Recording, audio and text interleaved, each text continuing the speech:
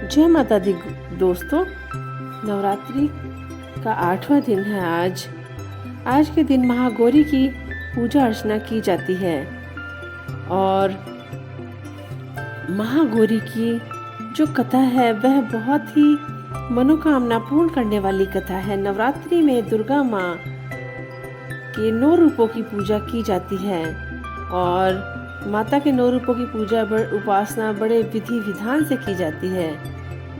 चलिए अब आपको माँ महागौरी की कथा का श्रवण कराते हैं।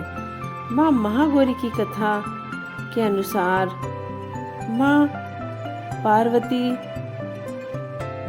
जी थी। वह 8 साल की उम्र में ही उनको अपने पूर्व जन्मों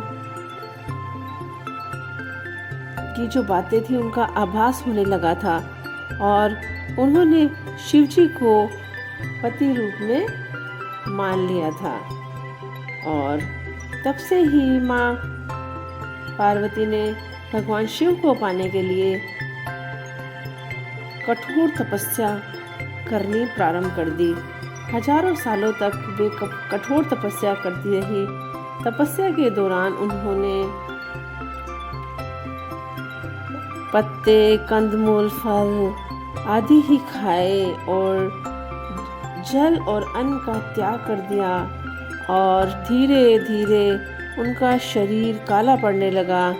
वे वायु पर ही जीवित रहने लगी। उन्होंने कंदमूल, फल और पत्तों का भी धीरे धीरे त्याग कर दिया और अन्न जल छोड़ने की वजह से उनका शरीर काला पड़ गया। माँ पार्वती की तपस्या को देख भगवान शिव अत्यंत प्रसन्न हुए और उन्होंने माँ पार्वती को अपने पति रूप में स्वीकार किया। तपस्या के दौरान शरीर काला पड़ने की वजह से महादेव जी ने उन्हें गंगा नदी के पवित्र जल में स्नान करने के लिए कहा, जिसके बाद उनका शरीर दोबारा कांतिमय हो गया। गंगा नदी में स्नान करने के पश्चात उनका वर्ण श्वेत हो गया और वह इतनी कांतिमान लग रही थी, उनके शरीर की आभा देखते ही बन रही थी और तब उनका एक स्वरूप महागौरी प्राप्त हुआ। तब से ही माता का नाम महागौरी पड़ा और नवरात्रि के 8वें दिन माँ महागौरी की पूजा बड़े विधि विधान से की जाती है, क्योंकि माँ पार्वती की काली छवि श्वेत हो गई थी। माता के